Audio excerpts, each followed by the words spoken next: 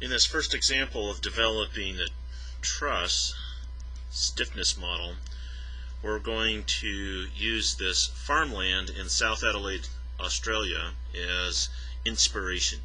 Right? The owners of this farm wanted to have a new house, and they came to the architect. The architect developed a very novel kind of idea, which was to take this beautiful little farm stream bed and let the house itself be a bridge across this little stream area.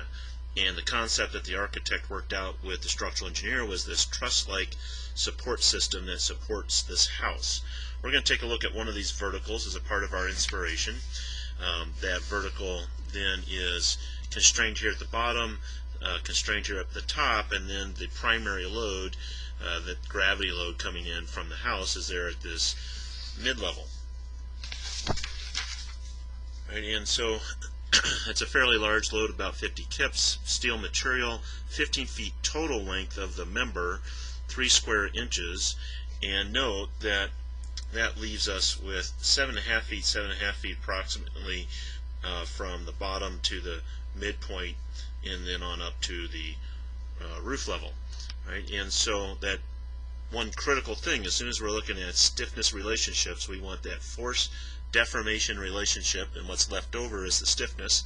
That's EA over L in this case, and so our E for steel, 3 square inches for the area, and then the length being 7.5 feet converted into inches, because look, we're already going to get a very large number, 967 kips per inch. That's 967,000 pounds to get 1 inch of deformation from this member. Very, very stiff, big, large number, and hence why we're going to do our work not numerically, but using the symbols associated with axial stiffness, because it'll be quite a bit easier as we go along. Right? So what we really want to do here is not work on the numerical problem, but really set that as a context for developing the stiffness matrix for this truss element. Right, and we're going to do this 2 different ways. The first way is the generalized stiffness approach. One of the big keys, no matter what we do here, is to start to think in terms of computer languages and computer modeling. That is, we've got 1, 2, 3 joints. We've got 2 different elements. Now, the actual physical member might be this whole 15-foot long piece, but numerically, with these supports being where they're at, we've got 2 different elements, or sometimes we'll say members, but 2 different elements that we're working with here. And we're going to characterize the response of this system entirely with 3 different degrees of freedom. We're only going to look at axial elongation or shortening, no bending, no shear, just pure axial elongation, in which case if you tell me what the displacements are at each one of these 3 locations, I can then determine what's going on in all other response quantities in the system. That's all I need to know, hence 3 kinematic degrees of freedom. Now in the specific model that you see here, with a pin on the 2 outer locations and a roller in the middle, then the only free degree of freedom would be D2. But we're just going to look at this more generally here as 3 possible displacements, and we can always come back later and say which ones of those are associated with a support and therefore 0. Now remember, in this generalized stiffness method, what we're going to do is impose a series of displacement patterns, and then allow whatever the natural physical thing is that shows up to tell us what's going on with the forces. And if we set this up especially so that we have a unit displacement in 1 degree of freedom and 0 in the other, then whatever forces are necessary to create that will be directly the stiffness coefficients. So with 3 different nodal displacements, then we'll have 3 sets of displacement patterns. 1, 0, 0, 1, 1, and 2 zeros in each case. We're just changing which one is the unit displacement. So D1 being 1 there, and then of course the other 2 are 0. D2 pattern would be 0 at 1 and 3 location, unit at 2, and then the last one being at 1 and 2 we have 0 displacement, and at then of course we have the unit out here. And so as we think about this, as we develop it, We will let the direct stiffness method be one that's exceptionally rigid in how we approach it. We'll do a little bit more of a intuitive approach here in the generalized stiffness approach. So for instance, since D2 and D3 do not move here, then that means that they will have no axial force developed. Now these little slashes and things that I've got drawn here are the different free body diagrams. So one of the member, so that's two members, two free body diagrams. We have three different joints or nodes, so three of those sitting out there, right? And then note that if we have a unit displacement at 1, that means that that member is going to shorten a little bit. So intuitively I know that means that I've got N1, N2, that's in compression, which means it's squeezing on the joint just as the joint is squeezing on it. So N1 all the way through. I call it 1, not for degree of freedom 1, but rather because that's member 1 that we're working with there. Right? And so that's a free body diagram of each of all the little pieces, although not completely, totally finished yet. And that is, these are all the internal forces, but we'll have then external forces that have to be imposed to create this displacement pattern.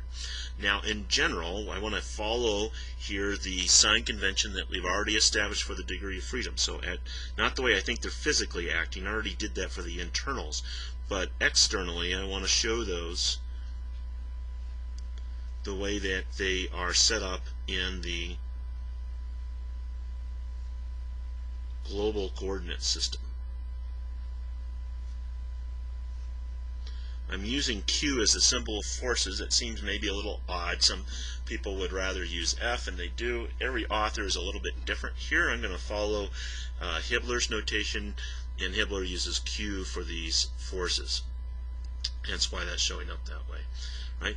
And so note that we do have the possibility of equilibrium at each and every joint now. Now it's complete. Some of these are easy, such as Q3 is 0 because that member did not elongate in this, or nor did it shorten in that displacement pattern. So that one out there is going to be 0, and there was no then impact back here at the joint, which was joint number 2. But notice here from equilibrium, both of these are showing going in the same direction, so Q2 will have to be the opposite of N1. Right? And then back here, these two are already opposite, so they're showing up as just Q1 equals N1. Right, so notice the pattern that's here, that's going on. Now this is just the equilibrium aspect of things, and we'll come back to the stiffness part in just a little bit. Right, so then we go to the second one. Let's see how this plays out for that one. Now we're going to have 0 at the ends. We're going to impose something in the middle. Both members will change their length. The one on the left, of course, becomes in tension. So we'll put all those little pieces. Notice I'm intuitively working through what's showing up here, right, as opposed to some absolute system or approach. Right, now the second one's going to shorten, so it will be going into compression. Again, that subscript here is not for the degree of freedom, it's associated with the member. Okay, so that's all the internals. Now let's get the external here. Now we'll go into the natural, well not natural, but the sign convention approach. There's Q1 at the joint there, Q2 at the joint there, and Q3 at the joint there. Right? Q2 from this free body diagram of the joint is going to be equal to the sum of N1 and N2. Q3, well, that'll be the opposite of N2, and likewise Q1 will be the opposite of N1. Right? These signs are important to get all that straight. Right? So we're going to allow the internal stuff to be the way we intuit, and then the external is according to rigid sign convention, and then we set this up like so. And we want to be consistent all the way through. Right, so now we come down to the last displacement pattern, 0, 0, and positive 1 here at 3. That means, of course, that nothing happens, no elongation shortening here in member 1.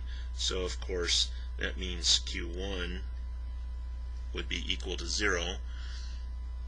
And then we go out to the middle one. We got nothing coming from the left. And then we're going to stretch out. Then our second member, put Q3 out there, which is going to then equal N2. And then we come back here, get the N2 in there, put our Q2 in, and note that that will be equal to the opposite of N2. And so if you go to the next page here, notice we've got these three forces there, right? So that equilibrium equation initially looks like, well, this is going to depend on which degree of freedom, which row are we looking at, right? So we got to be careful how we make this all play out. And so we got a bunch of situations here. How do we handle all that? All right, so let's go back. We've got then all these three different cases, right? And we know that from a deformation standpoint that these are going to be associated with something happening along in the internal stuff. That is, let's start talking about what the displacement relationships are, and that's what we're going to do in the next video part.